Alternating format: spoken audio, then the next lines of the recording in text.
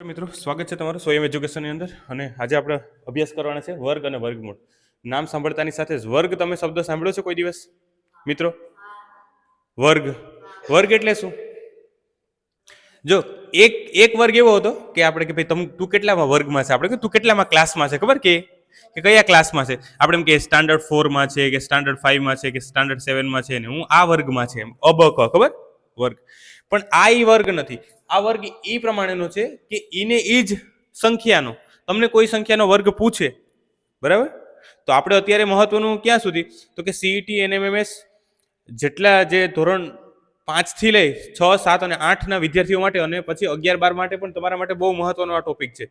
અને જો એક વખત તમે સમજી લેવો ને એટલે તમને આ જિંદગીભર ભૂલાય નહીં, બરાબર? તો ખાસ કરીને વર્ગ અને વર્ગમૂળ નામનો એકમ છે. પેજ નંબર 11 છે આ જે સીઈટી એનએમએમએસ ની જે બુક છે, બરાબર? અને એમાં ટાઈપ 6 વર્ગ અને વર્ગમૂળ આ જે કોમન પ્રવેશ પરીક્ષા જે બુક છે અને એની અંદર પેજ નંબર 11 છે, ટાઈપ 6 નંબર વર્ગ અને વર્ગમૂળનો ટોપિક છે. 1 થી 30 સુધીના વર્ગ આપણે આજે જોવાના છે, બરાબર? તો વર્ગ એટલે શું? પહેલા તો કે એકને એક સંખ્યાનો ડબલ વખત શું કરવાનો? ગુણાકાર કરવાનો, બરાબર? તમને આવડતો જ હશે. ચલો, એકનો આ એક છે, એકનો આપણે ડબલ વખત ગુણાકાર કરીએ 1 ગુણ્યા 1 તો કેટલા આવે? 1 આવે. તો જો એકનો વર્ગ, અને આને આવી રીતે પણ લખી શકાય, જો એકનો વર્ગ આને એમ વંચાય હો, એકની માથે 2 એટલે એકનો વર્ગ એવી રીતે વંચાય, બરાબર? સમજાય છે?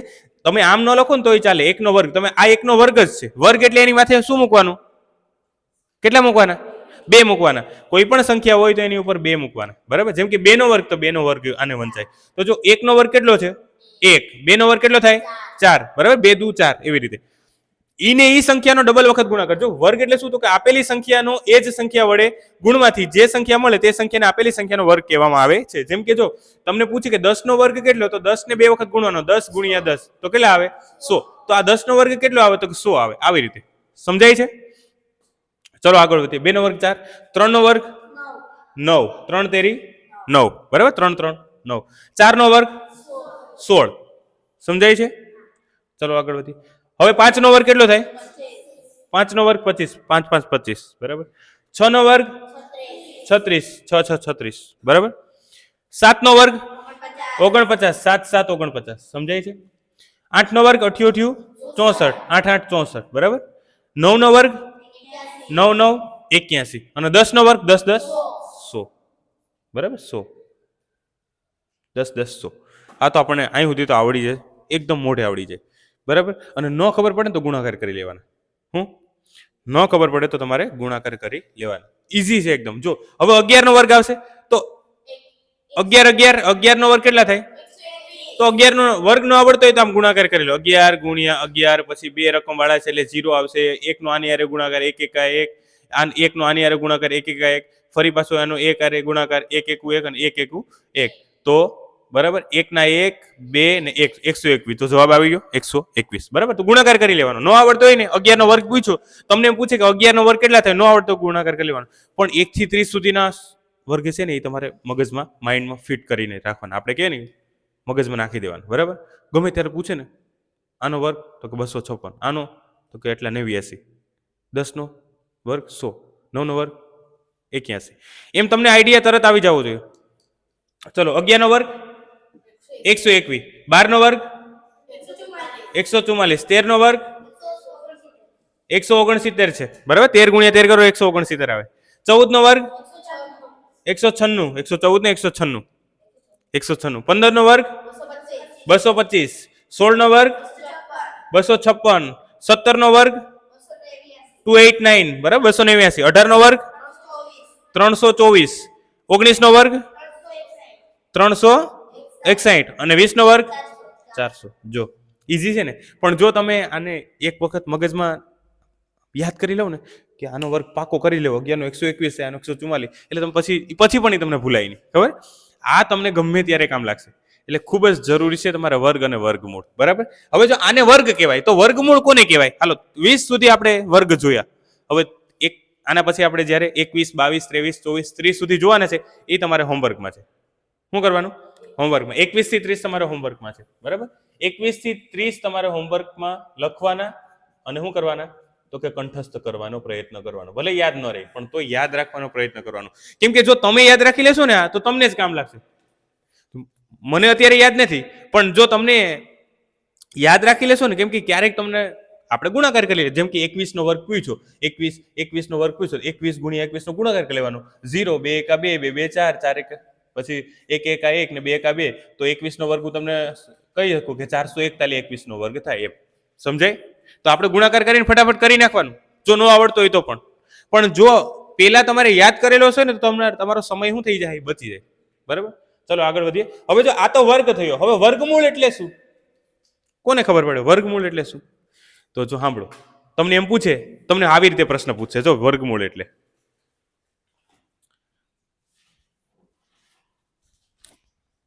આ લખાઈ ગયું.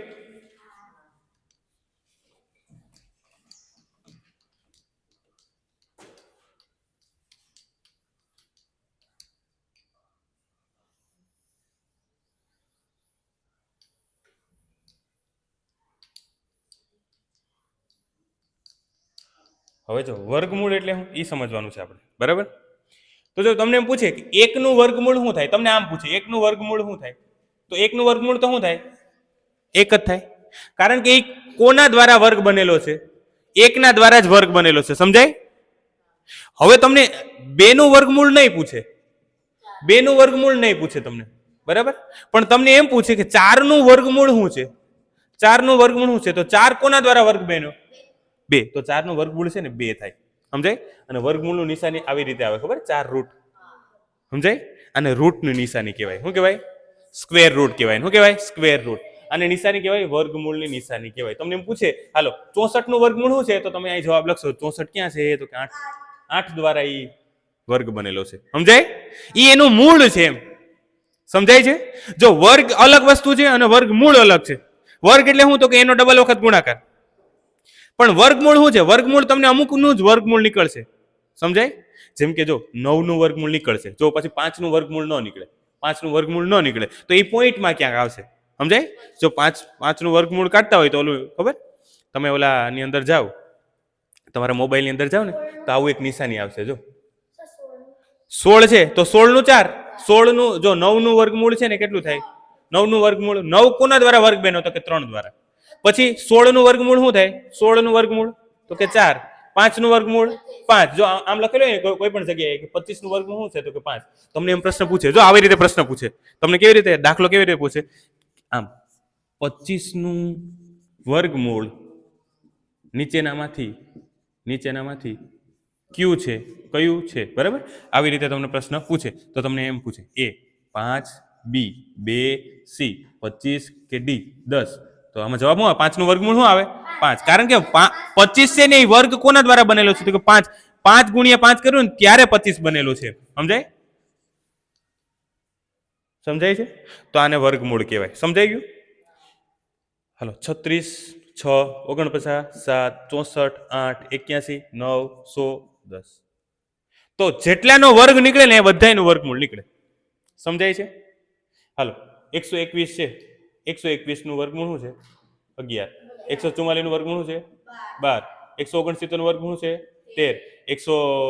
196 નું વર્ગમૂળ છે 14. 225 નું વર્ગમૂળ છે 15.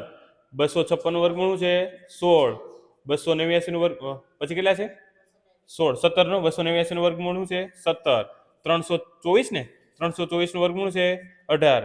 પછી 361 નું વર્ગમૂળ છે 19. અને 400 નું વર્ગમૂળ છે 20. તો જો આ વર્ગમૂળ બધા નીકળી જાય. આ વર્ગમૂળ છે અને આ વર્ગ છે. આ વર્ગ કોઈનો છે. સમજાય? કોઈનો વર્ગ છે. એમ તમને એમ પૂછે 121 કોનું, તો 11. 121 નું વર્ગમૂળ છે, તો કે આમ હા 21 ની 30 ના વર્ગ અને વર્ગમૂળ તમારે ઘર લેસનમાં છે. બરાબર, હું તમને ફોટો પાડીને મોકલી દઈશ જો તમારી ઈચ્છા હોય તો. બાકી પછી તમે તમારી રીતે આ શોધીને આવજો. તમારી બુકની અંદર સીઈટી ની જે બુક છે ને, અહીંયાથી જોતા જજો.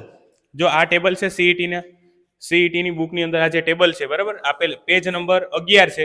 સંખ્યા શ્રેણી નામનું એકમ છે ને, ટાઈપ નંબર 6 વર્ગ અને વર્ગમૂળ. તો 1 થી કેટલા સુધીના, તો કે 30 સુધીના વર્ગ અને વર્ગમૂળ અહીંયા આપેલા છે. બરાબર, તમે જોઈ શકો છો.